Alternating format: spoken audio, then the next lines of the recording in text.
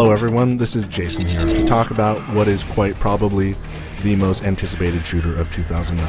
And of course I'm talking about Modern Warfare 2 from Activision and Infinity Ward.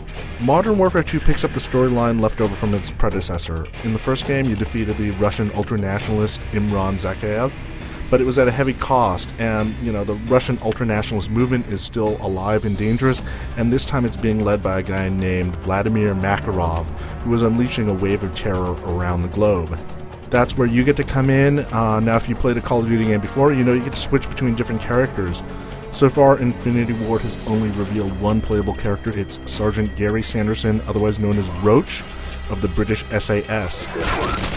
Now, aside from the commercials that were shown during the NBA playoffs, the only real gameplay demo we've had comes from E3. The scene is where you see Roach and a buddy who must climb up a mountain in the middle of a blizzard to infiltrate a Russian airbase. Interestingly enough, Roach's buddy in that sequence is Soap McTavish, who was the character you played in the first Modern Warfare. So now Soap is a captain, and he's filling in that role that Captain Price played in the first game. Break's over, Roach. Let's go.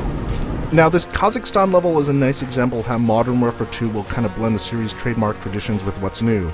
Of course, there are the cinematic moments that Infinity Ward is known for, like the audacious climb up the icy side of a mountain in the middle of a blizzard that's complete with a Hollywood-esque leap of faith. And then, of course, there are the intense set-piece battles with plenty of bad guys. This first part of the mission involves stealth. You're navigating through a blinding snowstorm as you quietly eliminate the guards using silenced weapons and knives. But you also have some new toys to play with, including a heartbeat sensor that lets you detect the presence of human beings around you.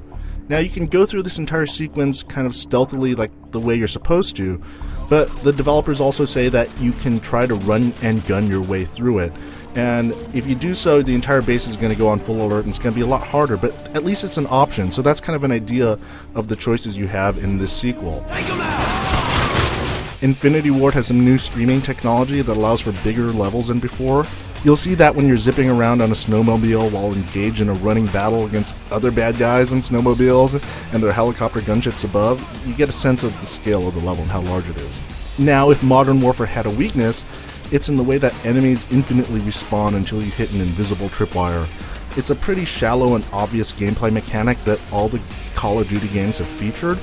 Modern Warfare 2 is going to take steps to address that, though Infinity Ward is not giving out details as yet. What is clear is Infinity Ward's desire to make certain that you're not going to mistake Modern Warfare 2 with the first game.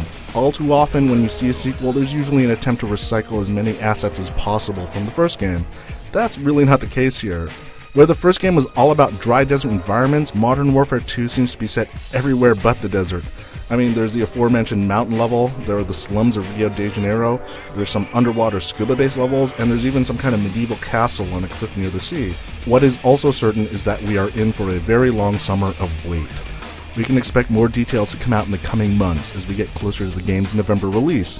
And you can expect Modern Warfare 2 to ship on the PC, the PlayStation 3, and the Xbox 360 on November 10th. For the latest up-to-date details on Modern Warfare 2, make sure to keep tuned to IGN.com.